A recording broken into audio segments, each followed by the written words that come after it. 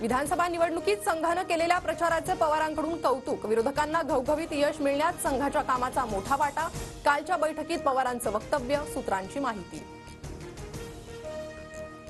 शरद पवारांनी संघाचं केलेलं कौतुक योग्य, मला वाटत नाही पवार महायुतीत येतील, पण शरद पवार आणि अजित पवारांनी एकत्र यावं ही आमची इच्छा, धर्मराव बाबा आत्राम यांची प्रतिक्रिया। कुणाला तिकडे जायचं असल्यास जरूर जावं, पहिल्या रांगेत बसलेले अनेक जण तिकडे हारगुच्छ देऊन आले, राष्ट्रवादीच्या मंत्र्यांची भेट घेतलेल्यांना जयंत पाटलांनी सुनावलं, सूत्रांची माहिती।